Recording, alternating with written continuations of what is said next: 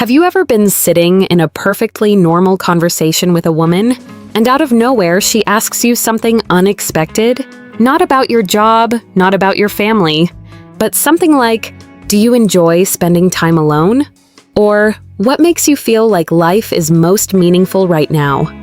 You give a quick answer and move on to something else. And you have no idea that you just skipped past a test. Not a test of knowledge, not a test of looks, but a psychological test that women use to decide, is this man worth opening up to? Today, we are going to decode exactly that. And I promise you, after this, you will never look at those seemingly harmless questions the same way again. First, let us talk about a quiet pain that many men in their 50s and 60s carry around without saying a word about it. The feeling of becoming invisible. You walk into a room and you sense that younger women are looking straight through you as though you are not even there. You tell yourself, "My time has passed." You start pulling back, talking less, showing up less.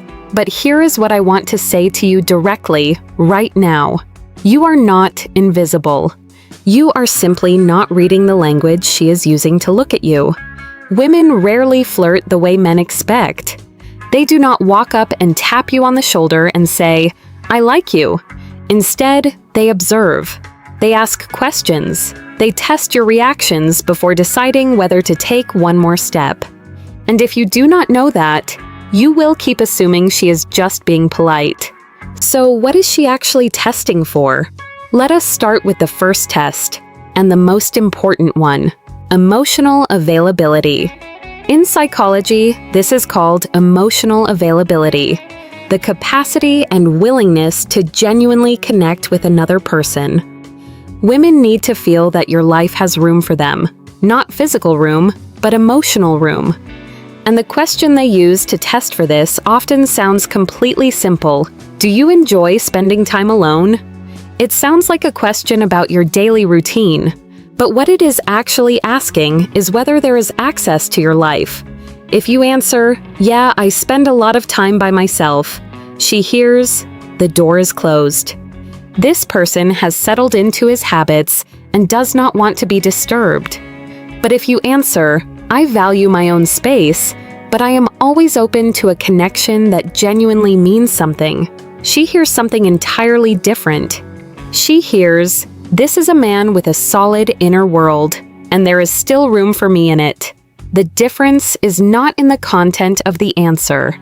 It is in your awareness of yourself. Next, and this is something that younger women simply cannot find in men their own age, grounded masculine energy. Picture two scenarios. Scenario 1. She is upset, her mood has dropped, she starts to cry. The young man beside her panics, does not know what to do, or impulsively argues back. Scenario 2. The man in his 50s sits down, unhurried, without judgment. He just listens. He just stays present. She does not need you to solve her problem. She needs you to not fall apart in the middle of her emotional storm. That is something that mature men have, and it is genuinely rare. Women develop emotional maturity earlier than men. Many women in their mid-20s or early 30s are already exhausted from relationships where they had to be both a romantic partner and an emotional caretaker at the same time. They are tired of carrying both roles. When they meet a man who is grounded enough to hold steady while they are shaken, that is not courtesy. That is attraction. But that attraction does not come only from composure. It also comes from something most people would not expect: intellectual depth and conversations that go somewhere real. In psychology, there is a concept called sapio-sexuality, attraction that is sparked by intelligence and wisdom. And many women, whether they admit it or not, experience this to some degree. For men over 50, the opening act is not appearance or money. It is a conversation, an unexpected angle on a familiar topic, a story from lived experience that only someone who has actually been through it can tell. She might sit with you for hours listening to you talk about failures, Lessons learned, the rises and falls of a career, not out of pity, but because those stories carry a depth that youth simply has not had time to develop yet. Your intellectual depth does not shrink with age. It accumulates, and that is something no one can buy or fake. Now, this is the moment I am going to flip everything you think you know. There is a very common assumption that younger women are drawn to older men because of some unmet need for a father figure, what people casually call daddy issues. It sounds plausible. It sounds like a neat explanation, but an actual study of 173 women found no meaningful difference in emotional attachment styles between women who dated men their own age and women who dated significantly older men. So what is she actually looking for? Not your age, not your bank account, but the best version of herself when she is with you.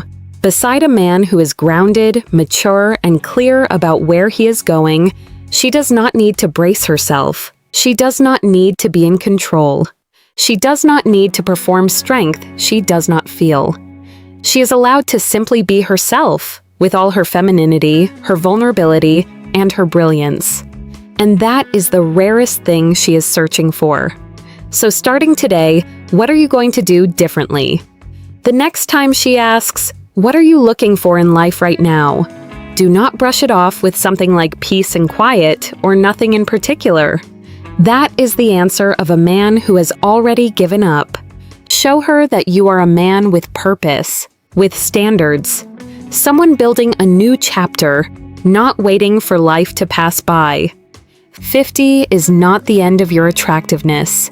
It is the point where your attractiveness reaches its fullest depth if you choose to live with awareness, with presence, and with a commitment to keep growing. Real attraction does not come from age. It comes from who you are choosing to become, every single day. If this video put words to something you have been feeling but could not quite express, leave a comment below. I want to hear from you.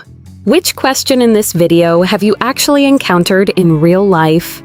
Hit like if this perspective opens something new for you. And share it with any friend who needs to hear this, especially anyone who has been telling himself that his time has already passed. Subscribe to the Femina Mind channel so you do not miss the next deep dives into psychology. I will see you in the next video, where we continue decoding the complex and beautiful inner world of women.